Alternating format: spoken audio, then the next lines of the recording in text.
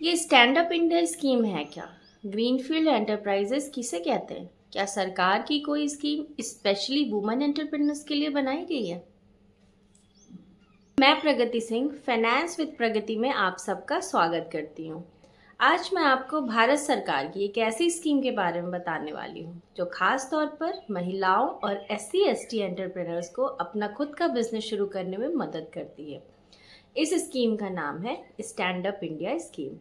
लेकिन इस स्कीम को समझने से पहले आपको एक इम्पॉर्टेंट टर्म समझनी होगी, ग्रीनफील्ड एंटरप्राइज।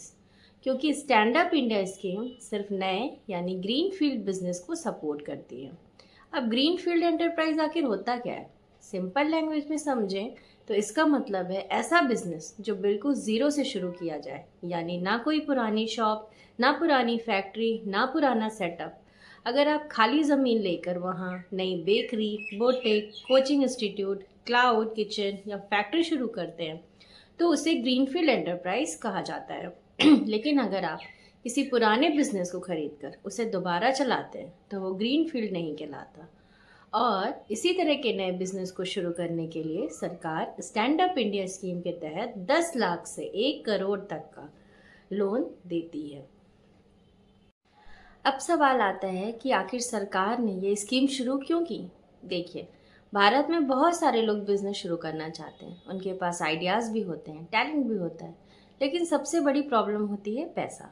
स्पेशली महिलाओं के लिए बिजनेस शुरू करना आज भी आसान नहीं है। कई बार फैमिली सपोर्ट नहीं मिलता, कई बार बैंक लोन नहीं मिलता और कई बार लोग सीरियसली ही नहीं लेते। इसी प्रॉब्लम को सॉल्व करने के लिए स्टैंड अप इंडिया स्कीम शुरू की गई है। इस स्कीम की शुरुआत 2016 में की गई थी ताकि वुमेन एंटरप्रेन्योर्स और SC/ST कैटेगरी के लोग फाइनेंशियली इंडिपेंडेंट बन सकें। अब बात करते हैं कि इस स्कीम में कितना लोन मिलता है। इस स्कीम के तहत कम से कम 10 लाख और अधिकतम 1 करोड़ तक का लोन मिल सकता है। यानी अगर कोई व्यक्ति अपना छोटा manufacturing business, boutique, salon, cafe, tuition institute, cloud kitchen, startup या कोई सर्विस बिजनेस शुरू करना चाहता है तो उसके लिए ये स्कीम काफ़ी हेल्पफुल हो सकती है। अब सबसे इम्पॉर्टेंट क्वेश्चन, इस स्कीम के लिए कौन अप्लाई कर सकता है? पहला, कोई भी महिला एंटरप्रेन्योर। दूसरा, SC कैटेगरी का व्यक्ति। और तीसरा, ST कैटेगरी का व्यक्ति। एप्लीकेंट की एज कम से कम 18 साल होनी चाहिए और सबसे इम्पॉर्टेंट बात, वो किसी बैंक का डिफ़ॉल्टर नहीं होना चाहिए।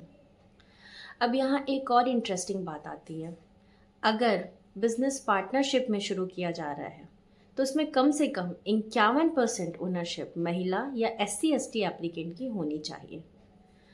अब बात करते हैं कि लोन का यूज़ कहाँ किया जा सकता है।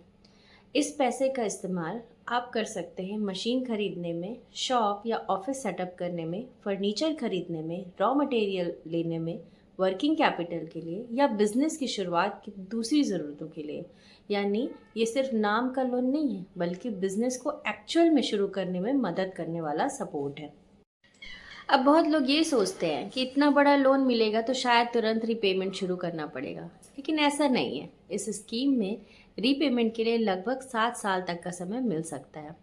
कुछ केसेस में शुरुआत में मॉरेटोरियम पीरियड भी मिलता है, यानी कुछ समय तक EMI का प्रेशर कम रहता है। अब एक बहुत इम्पॉर्टेंट चीज़ समझिए, सरकार सिर्फ नौकरी करने वालों को नहीं बढ़ाना चाहती।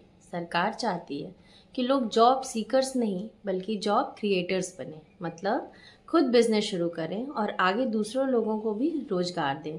और ऑनेस्टली देखा जाए तो आज के समय में फाइनेंशियल इंडिपेंडेंस बहुत ज़रूरी है, स्पेशली महिलाओं के लिए। क्योंकि जब किसी महिला के पास अपनी इनकम होती है, अपना बिजनेस होता है, तो उसका कॉन्फिडेंस भी बढ़ता है और डिसीजन मेकिंग पावर भी। इसलिए मुझे पर्सनली लगता है कि ऐसी स्कीम्स के बारे में अवेयरनेस बहुत ज़रूरी है। क्योंकि कई बार लोगों के पास टैलेंट होता है लेकिन इन्फॉर्मेशन नहीं होती और इन्फॉर्मेशन की कमी की वजह से अपॉर्चुनिटीज़ मिस हो जाती हैं। अब अगर आप सोच रहे हैं कि अप्लाई कैसे करें तो आप किसी भी शेड्यूल्ड कमर्शियल बैंक में जाकर जानकारी ले सकते हैं। इसके अलावा स्टैंड अप इंडिया पोर्टल पर भी ऑनलाइन डिटेल्स अवेलेबल रहती हैं। अप्लाई करने के लिए जनरली कुछ डॉक्यूमेंट्स की ज़रूरत पड़ती है, जैसे Aadhaar card, PAN card, business plan, address proof, category certificate अगर एप्लीकेबल हो, और कुछ फाइनेंशियल डॉक्यूमेंट्स। लेकिन डॉक्यूमेंट्स बैंक और बिजनेस टाइप के अकॉर्डिंग अलग भी हो सकते हैं, तो अप्लाई करने से पहले प्रॉपर जानकारी ज़रूर लें। अब वीडियो ख़त्म करने से पहले मैं बस एक बात करना चाहूँगी। अगर आपके पास कोई बिजनेस आइडिया है और सिर्फ पैसों की वजह से आप शुरुआत नहीं कर पा रहे हैं, तो ऐसी गवर्नमेंट स्कीम्स के बारे में ज़रूर जानकारी लें, क्योंकि कई बार एक सही अपॉर्चुनिटी किसी की पूरी ज़िंदगी बदल सकती है। अगर आपको ये जानकारी यूज़फुल लगी हो तो वीडियो को लाइक करें, शेयर करें और चैनल सब्सक्राइब ज़रूर करें। Thank you for watching.